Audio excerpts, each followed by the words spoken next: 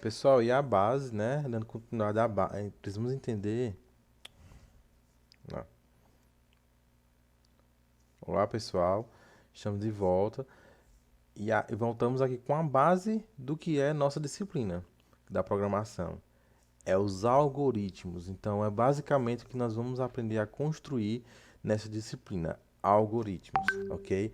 Eu acho que hoje em dia vocês devem ouvir muito falar sobre o que é algoritmo, né, nas redes sociais, principalmente quando se fala, o algoritmo do Instagram entrega esse conteúdo ou algo do tipo.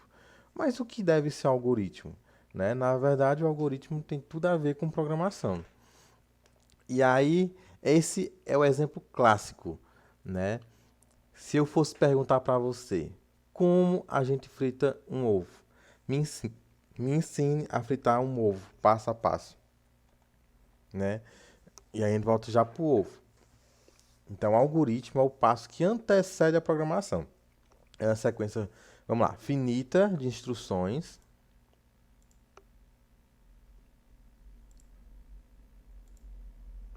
Ela é uma sequência finita de instruções, ok?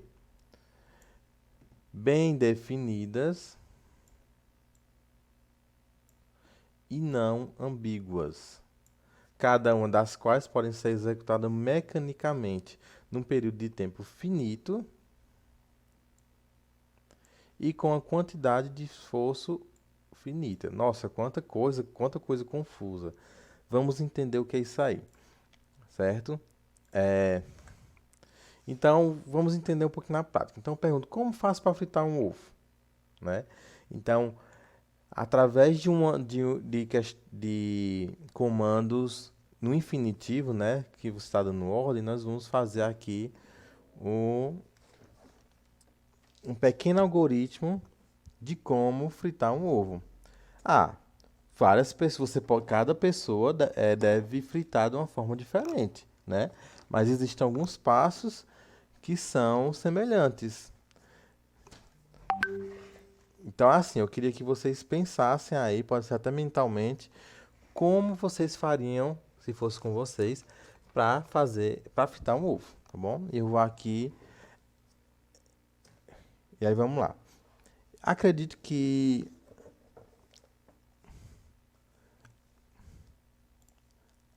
qual seria o primeiro passo? Então, pensa aí. Com certeza, alguns devem ter pensado o quê? Abrir a geladeira. Outros já devem ter pensado pegar um ovo, né? Pegar o ovo. Qual seria o segundo? Né? Pegar a frigideira, né?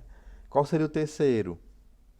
Ligar o fogão, né? Depois coloca a frigideira no fogão, coloca óleo, margarina, né? Sei lá como é que só espera aquecer.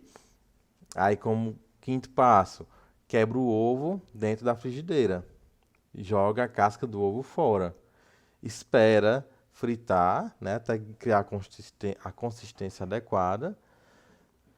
Depois vira e quando estiver no ponto ideal, desliga o fogo. E aí podemos dizer que temos um ovo frito. Talvez ou finaliza para você quando coloca no prato. Então, assim, cada um vai conseguir imaginar esse espaço de uma forma diferente.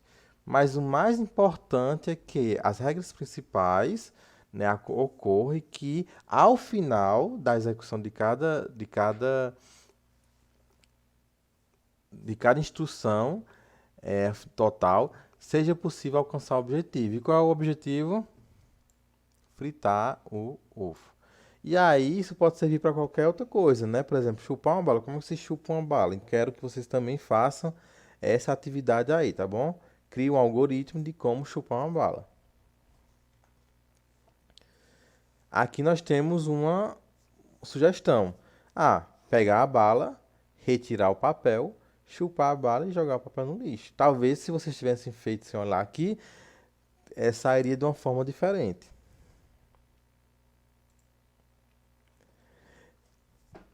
Agora vamos lá. Desenvolva mentalmente como seria um algoritmo seu e de sua namorada, se por acaso você convidasse ela para ir a um barzinho. Ficaria mais ou menos assim, né? Claro que é uma piada, né? Um meme, mas aqui o homem pensa o quê? Diretamente na bebida, na cerveja. E a mulher qual o passo a passo da mulher? Ela primeiro vai pensar em qual parte de baixo vestir, se é um short, se vai usar uma calça, uma saia, qual top ela vai usar, se é uma blusa, qual calçado que ela vai usar, e chegando no bar, qual a bebida que ela vai escolher, né? Então todo um passo a passo, né? Então os passo a passos podem variar dependendo da pessoa e da situação, desde que o importante seja chegar ao objetivo comum, o objetivo principal, que é ir ao barzinho, né, e beber uma bebida, tomar uma bebida. Então, o algoritmo nós podemos definir como nada mais é do que uma receita que mostra passo a passo os procedimentos necessários para a resolução de uma tarefa. Um algoritmo não necessariamente representa um programa de computador, porque um algoritmo também pode ser algo que não está no computador, como eu mostrei em alguns exemplos ali, como por exemplo fritar um ovo. Mas são mais utilizados para sim, para como programas de computador, tá bom? E aí eu vou fazer outro questionamento aí. Como seria um algoritmo para trocar uma lâmpada, tá bom? Então nós já passei para vocês então esse vai ficar como o primeiro algoritmo para vocês fazerem. Como trocar uma lâmpada. Então vamos definir passo a passo. Vamos lembrar das características do algoritmo. Ele precisa ter uma sequência finita de comandos, ou seja, 1, 2, 3, 4. Finita que acabou aqui, certo? Bem definidas, ou seja, ela está bem definida. Pegar o papel, ponto. Não existe confusão aí, ela não é ambígua, ou seja, ela não dá para ser confundida, né? Porque se você puder dizer, ela não é subjetiva. Então, se você ande até cansar, cara, para uma pessoa andar até cansar pode ser até a esquina ali, para outro pode ser no Potengi, né? Do Potengi ao Araripe. Então elas precisam ser bem definidas, finitas, né? E que tenham um final, ok? Como diz aqui, ó.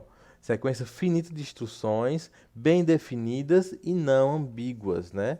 Que após um tempo finito e uma quantidade de esforço finito. Não, ela não vai ficar para sempre sendo executada. Tem um momento que vai ser encerrado. E aí, quando nós entramos aí nos tipos de algoritmo, nós temos alguns tipos principais, que é o tipo de descrição narrativa, que é esse tipo de algoritmo que nós estávamos trabalhando agora, né? Que eu dei o exemplo do chupar da bala para chupar a bala e de outros exemplos aí como fritar o ovo.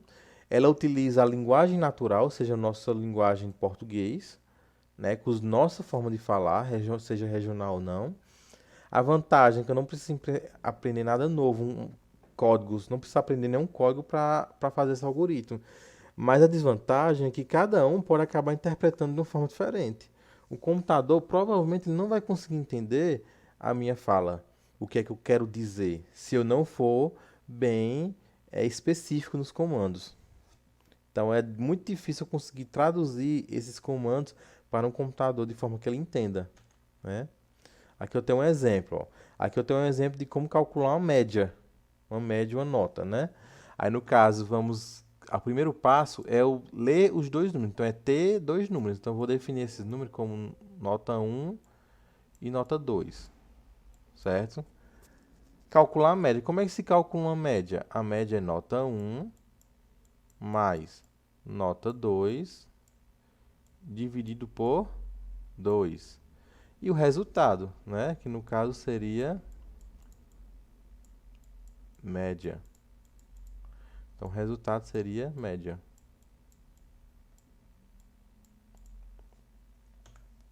Já quando isso aqui, nós estamos utilizando um tipo de algoritmo narrativo.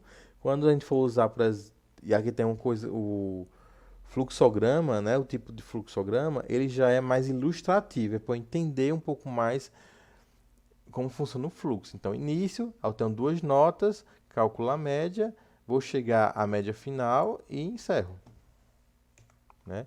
Cada desenho desse, um losango, um retângulo, um losango, ele significa tem uma interpretação.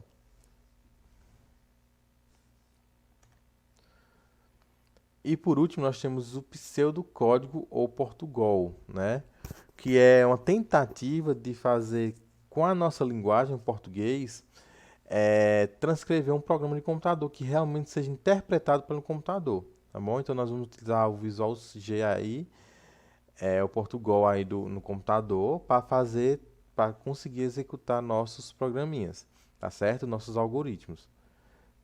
A desvantagem é que nós vamos ter sim que aprender algumas regras, ou seja, alguns comandos.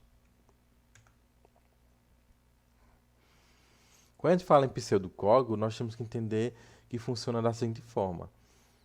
Sempre vamos ter os dados de entrada, vamos ter os dados e os dados de saída. Então aqui é a base do computador, da computação. O computador normalmente recebe os dados, né? E através de um processo ele vai exibir a saída. Então vamos lembrar, lá na informática básica nós vimos que os dados de entrada, quem é que recebe? Quais são os dispositivos de entrada? É o que? É o teclado, é um mouse, né? É um scanner. Então, basicamente, no nosso algoritmo, principalmente o teclado que vai receber os textos. Então, eu vou dizer aqui que os dados de entrada é o que vai ser preciso digitar, né? É tudo aquilo que o computador precisa receber de informação. No caso, nesse algoritmo da média, quais os dados eles precisam receber? No caso, ele precisa receber o quê? N1, nota 1 e nota 2. Sem essa informação, o computador não consegue fazer o processamento, né? Então, ele vai fazer o quê? Ele vai pegar nota 1 e nota 2 e vai transformar na saída. Qual é a saída lá do programinha? É a média. E o processamento é a transformação dessas notas em média. Como é que se transforma isso aqui numa média? É nota 1 mais nota 2 dividido por 2. Então, todo o algoritmo nós temos que entender o que é entrada, o que é o processamento e o que é a saída. Todo algoritmo vai ter um objetivo final, que é a saída. E eu tenho que organizar quais os dados eu vou precisar de entrada para chegar a esse objetivo. E aí depois eu vou ver como é que eu consigo transformar isso nisso, que é o processamento, né? Então, a entrada são o material necessário para resolver o problema, né? Os dados necessários. Na saída é o resultado final, o objetivo final. E o processamento é como eu chego de um até outro.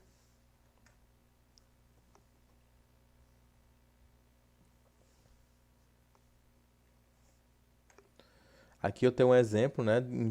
A gente viu lá na narrativa, nós vamos agora perceber o código. Então, por exemplo, imagine o seguinte problema: calcular a média final dos alunos da terceira série. Os alunos realizarão 4 provas: P1, P2, P3 e P4. Cada um é uma nota, tá bom?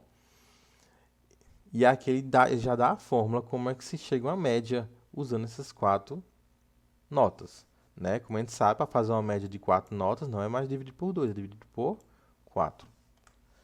Aí eu vou perguntar, quais são os dados de entrada? Ok? Pensem aí, quais são os dados de entrada? Quais são os dados que o programa vai precisar identificar para chegar ao seu objetivo final? Vamos tentar fazer o caminho inverso. Quais serão os dados de saída? Qual é o objetivo desse programa? O que é que ele, ao final do programa, o que é que ele precisa me mostrar? Aonde eu preciso chegar? O próprio programa, o exemplo diz, ó, imagine o seguinte problema: calcular a média final. Então, ao final do programa, eu preciso ter a média final, certo? Então, eu sei que o dado de saída vai ser a média final. Para eu calcular a média final, quais os dados que eu preciso? P1, P2, P3 e P4, que são as notas, né? E como é que ocorre esse processamento? É usando a fórmula da média, que é P1, P2, P3 e P4 dividido por 4. Através dessa fórmula eu consigo chegar daqui até aqui.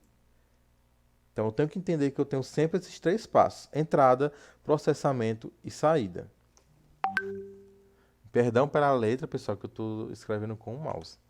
né? Aqui eu tenho um exemplo de Portugal, certo? Então, eu tenho aqui meus dados, eu tenho aqui as variáveis, que nós vamos já chegar nessa parte. Mas aqui eu tenho um comando chamado ler, que ele vai querer saber qual é a primeira nota, qual é a segunda nota, qual é a terceira e a quarta, e depois vai fazer com a fórmula, vai calcular quem é a média. E ao final vai exibir quem é, através da saída, vai exibir quem é a média. Vocês vão entender um pouco melhor esse pseudocódigo mais para frente. Mas, neste momento, o que é que eu queria? Eu queria que vocês escolhessem dois algoritmos desses daqui e produzissem com a forma narrativa. Qual é a forma narrativa? É aquela que eu falei lá de como fritar o ovo, né? Primeiro passo, abra a geladeira. Segundo passo, e por aí vai. Então, nós temos aí 10 opções, cada um vai escolher duas, tá bom? Tentem ser o mais diferente do seu colega possível. E não é impossível sair idêntico ao do colega. Por quê? Porque cada um vai imaginar de uma forma diferente. Desde o importante é que chegue ao objetivo final, tá ok? Então, quem está à distância faz na distância, quem vai para o presencial vamos fazer na sala.